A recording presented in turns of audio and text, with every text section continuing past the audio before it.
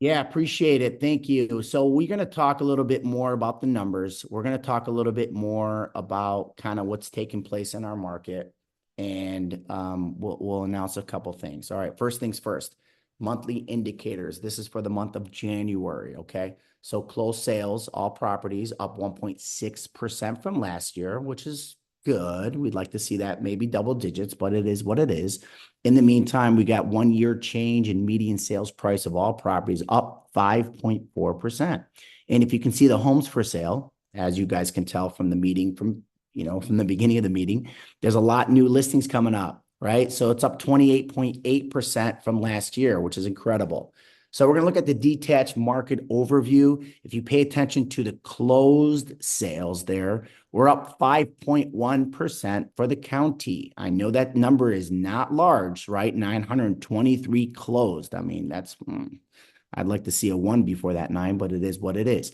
And then we got year to date. Obviously, it's just started, right? So it's kind of similar than what it was last year, up 5.1%. Sales prices, you're seeing them. They're still going up. I mean, it's incredible, right? We're still seeing these interest rates climbing and everybody's talking about the market and whatnot, but it hasn't really affected prices much. All right. So it could be due to a lot of many things, right? Inventory. People just need to know they got to get in. I think the new normal is 7% interest rates, where a lot of people that used to scare the crap out of them before, right? So I think people are starting to get adjusted to the higher rates. I think I'll start to see a lot more people come off the fence, and then we'll see how that goes from there. Attached market, which I'm going to talk to you about after on what's going on with attached. There's a couple different things that are taking place. You're going to probably notice even with the sales there. So it's down from last year, down 4.3%. We had 514 closed sales for attached. And then, if you look at the prices there, it's kind of stable. I'm not seeing any type of like huge movement there. Median sales price is 665 and the average sales price is 803. Not a huge change, 3.7% up from there. New listings, right? We talked about new listings. Kind of look at the kind of the calendar of what used to take place here. February 2024, we're at 1522. Then it kind of went up a little bit, as you guys know. Real estate in general is seasonal to some degree. So that we start to see that heat up in the summertime, and then towards fall, kind of things start to cool off. And then, November, December, January, February are relatively slower months. But again, it doesn't really matter. It matters on sometimes with rates and what they may do or whatnot. Pending sales down 2.4%. And you could tell the market's kind of slowed down a little bit. I think it's kind of finding out what its movement is and where it fits well. Closed sales up 5.1%, 923, like we talked about. Attached 514, down 4.3%. Look at that curve. It's crazy, right? What we're used to is between 2,000 to 3,000, in a good market for detached, and about 1,000 to about 1,500 in a very good market for attached. And we're starting to see those numbers continue to decrease, right? We're starting to see that the 1,000 to 1,400 is pretty normal these days with the detached, and about 1,000 to about 600, 700 for the attached. So you're starting to see that movement go there. But the prices, look at that. It's just going up. So if you get somebody that wants to talk to you about, well, I'm going to wait for the market to adjust, well, keep waiting, because you're going to continue to lose out on equity like most buyers have over the last 5 years. We've seen tremendous, monumental growth in the past 5 years. I mean, some homes have doubled in the past 6 to 7. So just kind of shows you what has been taking place.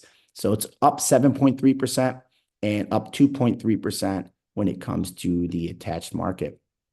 Average sales price is 1.419 for detached, and attached is at 803. We'll go skip a little bit. So we're starting to see a little bit of price adjustments, as some people say, price improvements, right? At 97% of list price, where before last year, it was like 100%. You were getting list price, if not more, this time last year. That could be a couple different reasons why. And I'm curious to think of what you kind of think about that. Days on market clicked up a little bit.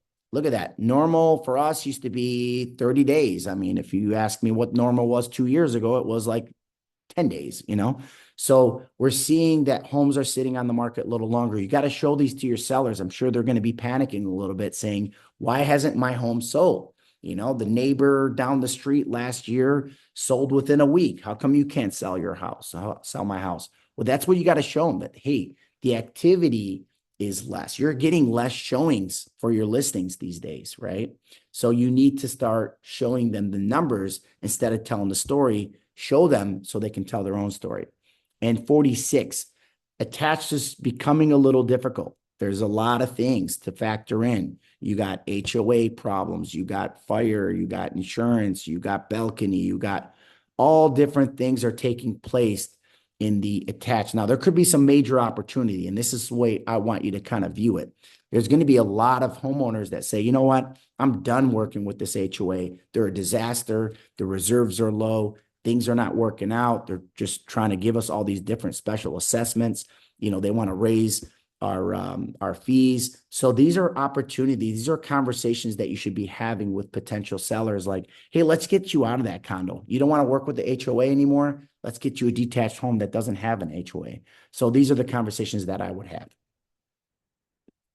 All right, inventory. Look at this, man. This is like, it's insane. It's almost like you can watch it off of a movie. Look at that thing fall off the cliff. And you can see the bottom of the screen. We really have all the years that this took place. 2018, was a very significant year. In 2019, if you can see, the inventory has really just declined. I mean, then COVID hit, and then there was no properties for sale. Then prices, were jumping up. You were getting property, when you put a property for sale, it was going 10, 15, 20% over asking price. But inventory has been kind of increasing little by little, but relatively speaking, we're at a really low inventory, and you got to look at it that way, right? And you'll see the next slide with months of supply.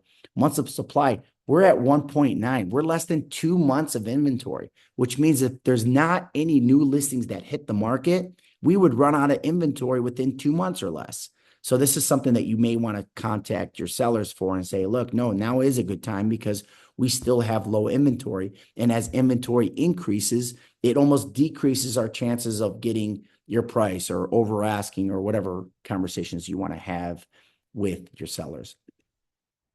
Total market overview, if we're looking at it from a bird's eye view, this is something to pay attention to. And you need to start seeing that we're very similar than what we were last year. Look at that. I mean, 1415, it was 1437 last month, so up 1.6%. And if you look at it from a whole, I mean, it's almost like, wow, it's almost similar than what it was last year. I mean, sorry, I went backward. Let me go back there. It was almost what it was last year. If you see the average sales price, very similar. Median sales price, very similar. So I think at the end of the day, there's a lot of things that are to tell, right? We're still waiting to see what happened. I heard the the inflation rate was a bit higher than they expected. Matt will talk a little about rates and, what to expect with that, so that way you can educate your clients on that.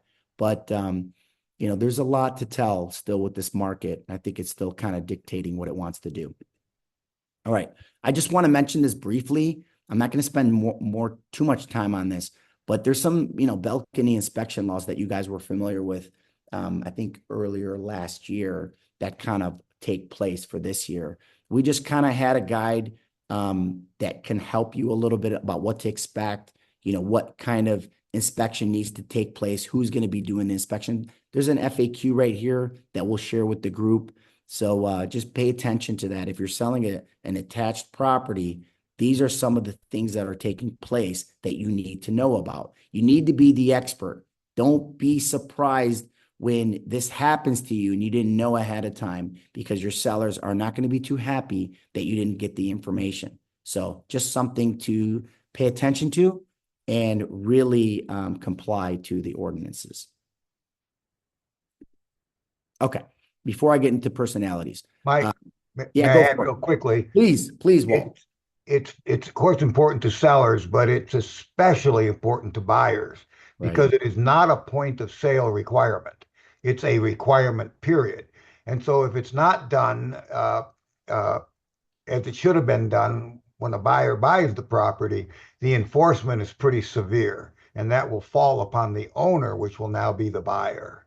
So these inspections are just as important to buyers being aware of them and guiding their clients and marshaling the escrow relative to the inspections.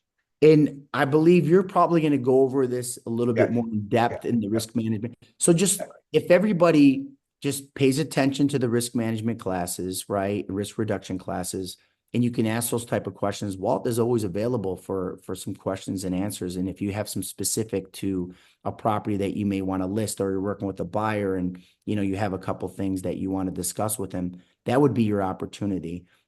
As you always know, Walt's always available. I mean, he's too available sometimes. I'm like, Walt, just get some sleep, man. You don't have to be answering the phone that late. But my point is, really educate yourself on the process, educate yourself on what takes place in these things. And that's really what's going to separate yourself from everybody else. Before we jump into personalities, and then we're going to jump into, we have some new agents that I want to introduce and get through our top 15 and talk about R4. Does anybody have something to say? I know, Virginia, right before I started, I think you had your hand up when I started that thing. Do you want to comment something really quick, or can you unmute yourself and let me know what your thoughts were? If you're still there, Virginia Gissing. Okay, she'll jump back on. Anybody else have something else to say, or any comments, or maybe something they're looking at from a different lens than what you just saw from the screen? Go ahead and Can, unmute. Go can I ahead. talk? Yeah, go for it, please. Oh, okay. Sorry, yeah, I was out showing property. But anyways, yeah, no, I just heard everybody jumping in to talk about upcoming. So I just wanted to say a few that are coming up probably in March. One's a fourplex. This is all in Fallbrook. The other one is in that fourplex. There's a 3-bedroom, 2-bath, a 2-bedroom, 2-bath, I believe, and 2 1-bedroom, 1-bath. I believe that's going to be in the low millions. I haven't seen it yet. I haven't seen it for a few years. The owner died, so the trustees is a 3-bedroom, 2-bath on an acre in Fallbrook. Has a chicken coop and a pool. It's a liner pool. And I think that's probably going to, well, it's going to be under $1 million. Not quite sure what it's going to land, but I think about 850 to 9. And then another one that'll be coming up to a little higher end than the 3-bedroom, 2-bath that I just spoke about, still in Fallbrook. A lot of usable land, really nice backyard, 3-bedroom, 2-bath. But anyone can contact me if they have any interest in that. I could possibly get them to see it before. And then just a reminder, I have my personal remodel on the market that fell out of escrow. By the way, that's a really funny story, that it fell out of escrow. Not the funny story, but the agent who I was in escrow with said, Walt is very good at his job. I'm like, I know, because he had to call Walt about something. That's it. He was trying to argue with me about something. And anyways, in the end, we had him call Walt to put him in his place, and Walt did. I love it. But anyways, so my Skycrest is a 3-bedroom plus office, completely remodeled, 2,500 square feet, overlooking Montserrat Winery on just about 2 acres. Has some family fruit trees and a little casita. It has its own little kitchenette and bathroom, and that's 1-4, and that fell out of escrow. But it's a great deal, completely gated, and the views are so spectacular. But that's all I wanted to say. Thank you, Virginia. Thank you. And I know you got Virginia's on the North County board. So if you guys need anything, make sure to ask her for some favors, right, Virginia? No? If I can, I will. I love it. Okay, awesome. Look, we got some prominent people that are in this, are in this brokerage, right? And we need to lean on some of the sources. Of course, we have some amazing people that represent us very well. Awesome. Anybody, go for it. I heard another voice. Did I hear something? Mike, I was going to comment real quickly. Yeah. Appreciate Virginia's comments. Everybody, please know when I put the competition or the other side in their place, I do it very gently and very friendly, because the last thing I want to do is add drama to the transaction. So don't be afraid to get me involved. I'm going to be amazingly diplomatic with the other side as I try to get them to comply to what we know they should do. Appreciate you, Walt. Yeah, thank you. And then as far as, anything, did anybody see something that is a little bit, maybe something I didn't cover or something that is else out there in the market that we probably should know? Please go ahead and do so. I know Dennis put a comment on the bottom there. He said some assessments of 150K per unit. Look, it's happening. I mean, it's happening. We're starting to see some larger things. I think a lot of these condos are underfunded, right? They have low reserves. They have deferred maintenance. They have situations to where they wanted to keep the fees low, right? Because, they didn't want to raise the rates for whatever reason. And then now, all these different requirements are taking place. And guess what? The fees are too low and they don't have enough reserves. So what do you think is going to happen? They're going to do a special assessment. And those assessments, I've seen them $200,000, $300,000, $400,000, $500,000 assessments. And I'm like, oh my God, like that's going to be a problem. And then you always have to look out for your buyer, because if they didn't do the special assessment and when they buy the property, right? And now, they're thinking they're paying $300 a month and there's low reserves and now there's a special assessment. Who do you think is going to get stuck with that bill?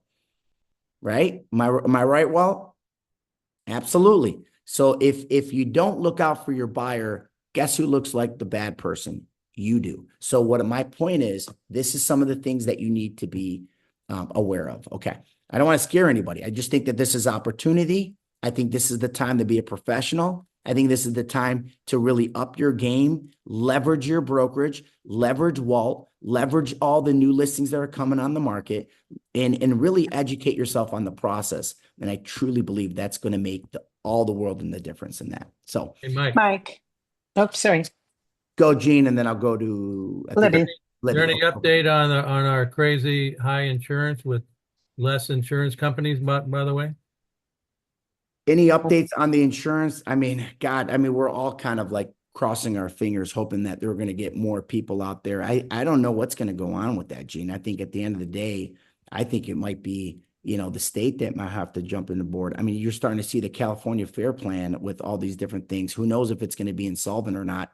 I mean, I don't know. I really don't know. I wish I could tell you a little bit more, but all the people that I've been speaking with, the insurance is going to be an issue. And it's going to continue to be an issue. Walt, do you have any update on that? Or Well, the update I have is kind of depressing. All insurance rates are going to go up because for a long time, the state has prohibited the way rates are calculated. That has been lifted because the insurance companies were going broke. They weren't going to stay in California. So to keep them in California, the good news is insurance companies are going to, many of them are going to stay, some are going to return. So it will be somewhat competitive, but they will be able to raise rates relative to their general exposure statewide. So not just their exposure, say, in a high fire district. It's going to be kind of everybody's going to join in on paying for this. And it'll help the people that are in high fire zones. It'll make that a little, abate a little bit that problem. But that problem will be now spread out throughout all of property owners. Well, the silver lining in that is exactly what you just stated, Walt, is that, it'll prohibit them from just pulling out of it altogether. And now they just can make business sense of it, right? And just stay there with a higher rate. Libby, go ahead, and then I'm going to go to Brian. I was going to say, when you were saying we got to look out for our buyers when they're buying a condo, we also have to look out for our sellers. They need to get out of that condo. No, that's the truth. I mean, honestly, that's the conversation we should be having. Unfortunately, it's going to drive the price of condos down eventually because there's just so much trouble in the condo situation. But yeah, no, for sure. Okay, I'm going to go to Brian, then I'm going to go to Dennis. So Brian, go ahead. Yeah, I was just going to piggyback off of what Walt and Libby just said in regards to the insurance issue. One of the main problems we're seeing in attached products are the master policies. Specifically, Scripps Ranch, Rancho Bernardo, we're seeing them be well under what they need. And so that really affects the lending criteria. Now you're going to, a specialty type of loan that is substantially higher in the rates. And that's been a major problem. So, I think a lot of the clients that you have, you may want to advise them, to your point, hey, if they're thinking about selling, check out that insurance master policy, because if that ends up becoming insufficient, you are really up the creek without a paddle. Good luck selling it. You're absolutely right. So if you can get ahead of it and advise them, and let them know, like, hey, this is what's coming down the pike and might be a good time for you to consider moving. So if I was 13 years ago, I moved to California, right? And if I just moved and it was 13 years ago, I'm a hungry agent. I got to survive. I got a family. I got all kinds of things. I got bills. I got overhead. I got all things that are just piling up. The first thing I'm thinking, what I'm taking with all of that information of what you guys are telling me, I'm pounding the phones and I'm calling every single condo owner and I'm telling them, hey, this is some of the things to look out for. I'm not trying to scare you, but you should be educated on the process. Oh, by the way, it's an investment property and you're not living there. Well, guess what? Here are some of the pros. Here are the cons. This is what to expect for your rent rolling now. Okay, fine. It's positive cash flow. But what happens when the special assessment happens? What happens when the belt? I mean, really, you got to educate them. And it's not fear selling. It really is just educating them, letting them you're the resource, but nobody else is calling them. Nobody else is saying, hey, by the way, this is your problem. This is what you may want to consider. And now you're the expert. So something to consider. Please, Dennis, go ahead. Piggybacking off the insurance rates are talking about the fires. Yeah. And I've been listening to several different people talking about the fires and fire hardening. One of the biggest problem was the ember spreading. And so there's a lot of information out there. If anybody wants it, I put together a pretty good information package on disaster preparedness and other stuff like that. I'd be glad to share it. But there's going to be a lot of changes in the building codes because they're going to require the ember resistant vents because the embers get sucked up in the attic and goodbye house. And those embers can travel a mile or 2 miles. And that's what happened is those houses in the middle of developments all of a sudden start popping up with fires and just spreading to the neighboring houses. So fire hardening is any major remodels, they're going to be requiring a lot of that. The codes change this year. And I guarantee you from the people I've talked to or listened to, we're going to see a lot of changes related to fire codes. I agree 100%.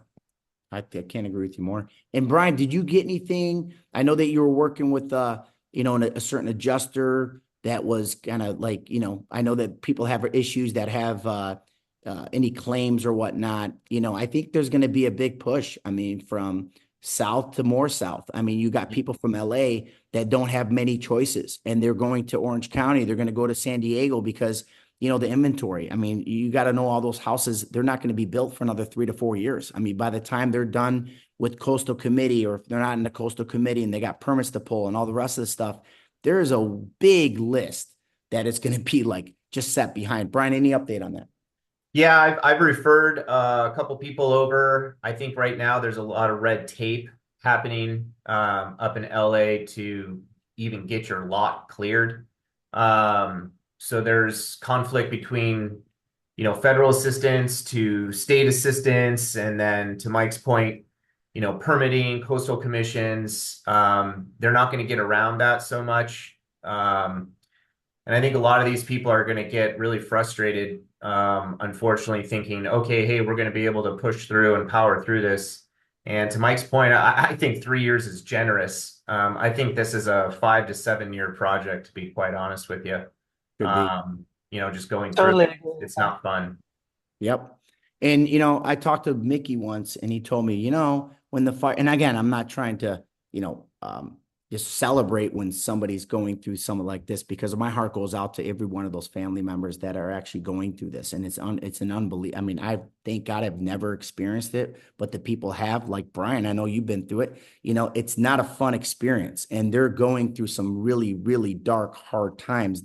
Their whole life was in that house, right? Memories and God knows what else. But what you could do to give a helping hand is, assist them in the process of maybe even getting them temporary housing, or, hey, they were thinking about moving to San Diego, or, hey, there was a situation to where, like, I need something in the meantime or the interim or whatever the case may be, instead of waiting for the build. Maybe I just buy a house and that could be my second home, or whatever the case may be. That would be your opportunity to not only help yourself, but help them in the process. So that's just a thought. And anyway, what he was saying is, when the fires were pretty present in the I-15 corridor, he did the most amount of his business during that time, because those people needed to buy another home, and, they were selling their homes, and it just was a lot of transactions. So again, not saying capitalize from the opportunity, but I'm saying, hey, you might as well help yourself and help them at the same time. All right. We talked about that a lot. We're going to go, and I just want to quickly just go through the 4 personalities. Again, we're in the business of connecting. We're in the business of knowing our clients. We're in the business of relating to our clients. And I just, as a reminder, I think it's, at the end of the day, it's something for us to consider, to at least know that, hey, you got to know who you're dealing with. And if you don't know who you're dealing with, then you got a real problem. And this is something that I just want to quickly share. There's 4 different personalities, according to this, psychologist and blah, blah, blah. There's type A, type B, type C, and type D. Type D, AKA, you'll find out. Type A personalities, all right? Highly ambitious, competitive, aggressive, insecure about their status in work or life, irritable or angry, impatient, obsessed with deadlines, goal-driven to achieve as much as possible in the shortest amount of time, and willingness to take risks. Hey, I think they're talking about me here. I'm a type A. I'm not ashamed of it. I'm very competitive, highly ambitious, and I'm obsessed with deadlines. I really am. I like to get things done beforehand. So, and I want to get as much done as soon as possible. So, and I'm willing to take risks. Type B, flexibility, low stress levels, relaxed attitude, adaptability to change, even-tempered, laid back, tendency to procrastinate, patient, and creative. I did a funny one here. Type A, that's me climbing that mountain because it's there. And then the type B, because it's there, I'm just going to chill and relax. So it's okay. By the way, very productive. It doesn't matter whether you're type A, B, C, D. High achievers are in every single one of these types. Type C personality, they're accurate, detailed, oriented, precise, methodical, conscientious, creative, conflict avoidant, introverted, and skeptical. Emily, Lindsay, does that describe you guys just a tad bit? I think so, but I could be wrong. Type D personality, AKA depressing, feelings of worry, sadness, irritability, pessimistic outlook, negative self-talk, avoidance of social situations, lack of self-confidence, fear of rejection, appearing gloomy, and hopelessness.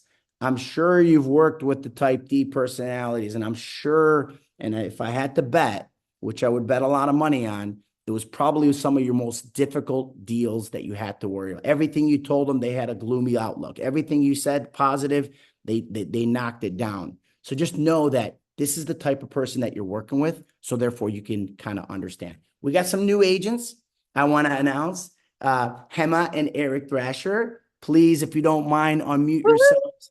I just want to announce you to the group. Some of you have run into them. And, just really, if you don't mind, Eric, just say a couple words. Tell us a little bit more, about your situation. I know you moved from another state in Indiana. So please just introduce yourself to the group if you don't mind. Well, we started 22 years ago. We came from Remax in Indiana, and we've been working on moving out here for about 5 years, and we're finally here. So we're excited to join up with Mike, and you guys are awesome. So Thank you. Welcome. Welcome. How's your experience thus far? I'm probably asked you that about 5 times, but I'm going to probably continue to ask. How's it been thus far? As far as Remax connections, Yes. it's awesome. You guys are on it. So I came from Remax Results, which I think you met Todd Stock. Oh, and yeah. He's awesome. And he is really, really good. But I feel like that you guys are a little more connected. So as far as people go, and nobody has a Walt. So that's a good thing. So we're excited Awesome. about that. That's That's awesome. true. And Walt is very I valuable. can tell that Walt's a junkyard dog. He's not diplomatic when he doesn't need to be, I'm sure. That's awesome. No, Eric, well, listen, welcome to the Love Remax that. family, right? Welcome to the Remax family. And that's the way we consider it, right? It's not my brokerage, it's our brokerage. And at the end of the day, we help one another.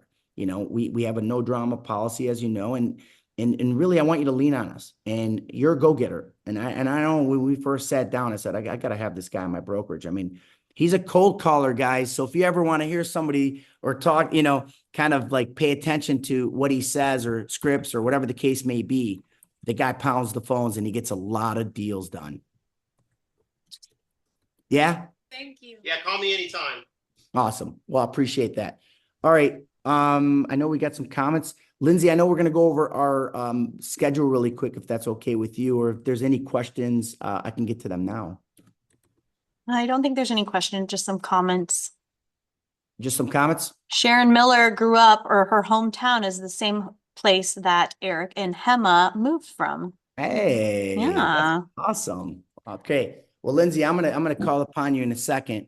But just a quick reminder, everybody, utilize your agent hub. We've been updating the trainings. We've been putting them on there. We've been updating the active pending list. Please look at those.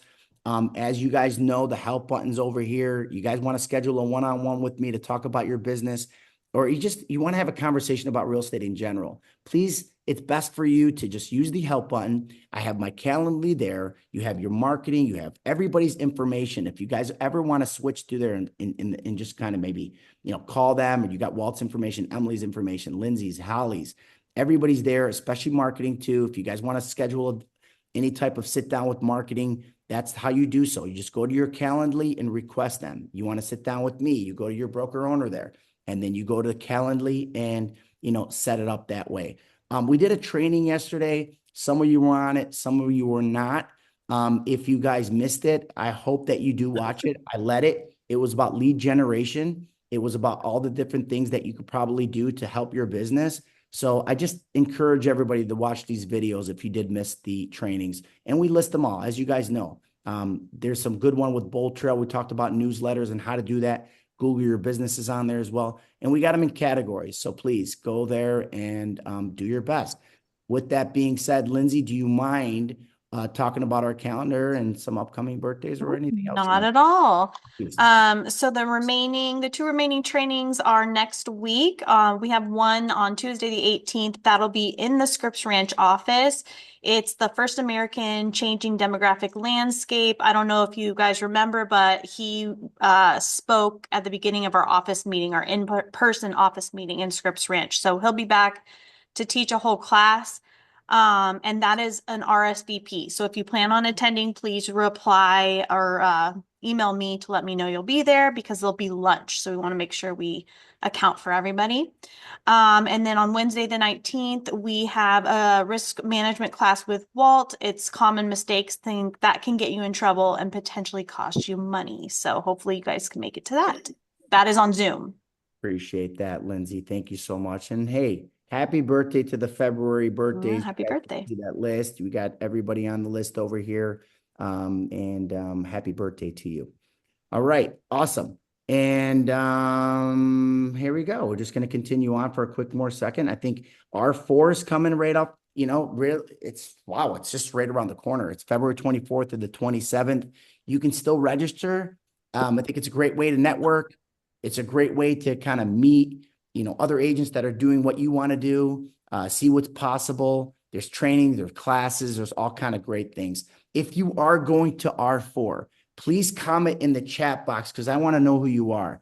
I'm going to be bringing on in a second, if you don't mind, Matt, maybe jumping on really quick. Matt he was thinking about going just to do something for you guys and maybe do like a Top Golf. We don't know exactly what he's going to do, but we'd like to know who's going to be going. So in the chat box, if you're going to R4, please respond and put, yes, I'm going, so we know who will be attending. Matt, are you still on?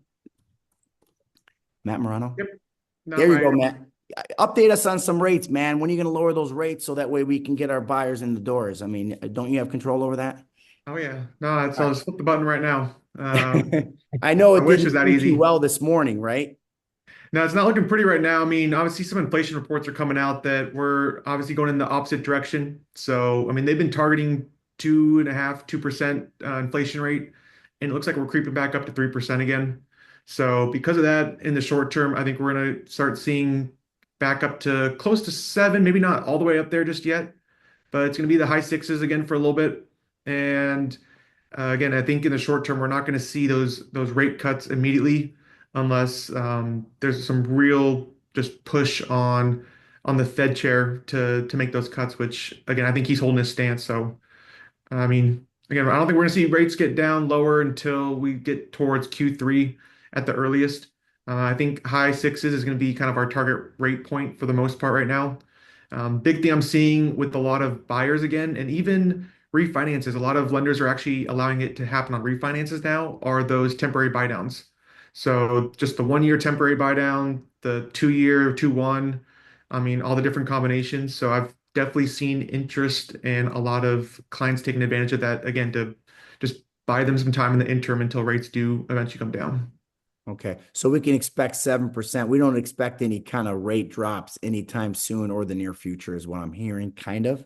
Not unless there's some significant news that comes out of I don't know, war, new policy changes. As long as things stay kind of the way they are, like it looks like with inflation, I think we're going to be still in that high 6-7% range. Okay, well, Brian will agree, and so would Josh. They don't think rates are going to change much. Man, all these predictions, 5%, 5.5%. What happened to that? I mean, it seems like they've been way off, huh? Yeah, I mean, I think they were a little bit more optimistic than we were hoping, and then obviously with a lot of the spending and deficits, it didn't help. So inflation really stayed up, and spending just really put us into a bind. So 100%. All right. Sorry for that depressing news, everybody, but we want to keep you guys updated to what's going on. And, you got some buyers waiting for some rates to drop. Well, guess what? They went in the opposite direction. So I think at the end of the day, you got to have those conversations with those buyers now, telling them, look, don't wait. The only thing that's going to happen if you wait is prices will continue to rise and maybe interest rates rise with them. So nothing good happens when you wait. And I think that would be the time to talk to your buyers and let them know time is of the essence. All right. Just, again, comments, just looking at them. Thank you for everybody that's set they're going or, going to R4 and whatnot. And I appreciate, we'll do something nice for you guys. I'm going myself. So, we'll do something pretty cool. All right. Unmute yourselves, please. We got to celebrate because as you could tell, January wasn't a great month for the industry or for San Diego. Things were slower. So if anybody was doing anything in January, we need to applaud them, okay? And again, your turn is coming. I've been seeing some changes in faces and all kinds of stuff. So again, your turn is coming. Stay positive. You heard all the information about the condos. You heard all the information about the rates. This is your opportunity to call your buyers and sellers that are on the fence and have those conversations with them. All right. Top 15, January 2025. Is everybody ready? Woo! All right. That was one voice. Can I get a little bit more than one voice? There. Oh, we got honorable mentions of January 2025. We have Jose Fonseca, Pega Gamari, and Libby Saleh. Congratulations. Congratulations. Number 15. Here we go. Kim Torres. Yeah, Kim. You are not number 15. Number 4. Whoa. Wow, Look at this handsome gentleman over there. I think I recognize the name and the face. Magic, congratulations. Great work. Great job, Magid. Number 13, we have Spencer. All right, Spencer. Spencer. Great work. All right. Diane away. She's on fire. Diane. I'm seeing all her stuff. Good job. Number 12, Number 11, we have Vicky Vicky. Varno. Go, Vicky. Varno. Congratulations. Are we ready for our top 10? Number 10, we have do it. Go, Taylor. Russ Taylor. Let's go. Looking all snazzy in that suit. Number 9, we have Brian. Brian. Brian. And you just look sophisticated, my man. Number 8. Go, Chris. Let's go. Number 7, we have Stacy Walker. Stacy, good job. Stacy. Keep up the great work. Number 6, we have Maria. Maria. Congratulations, Maria. You are Go, number Maria. 6. Are we ready for our top 5? All right. Let's go. Number 5, Kay Bird. Okay. Good job, Kay. Amazing. Great work on that. Number 4, we have Steve. Mr. Bella. All right, Steve. Number 4, Steve. Awesome. Number 3, are we ready for top 3? Number 3, we have Yeah. Michelle. Michelle. Amazing. She's on a listing appointment. She couldn't even make the meeting. I was like, all right, keep at it. I understand completely. Number 2, we have Sissy. All right, Sissy. Sissy. Congratulations, Sissy. You are number 2. Can I get a drum roll, please? Number 1, we There. have Mickey Roberts. Congratulations. Oh my gosh. Agent number 1 of January. That's fantastic. This is going to be your social media. Please share it with your groups. Make sure, you let everybody know what you did because it's time to celebrate. I really appreciate everybody's time for this call. Love everyone. And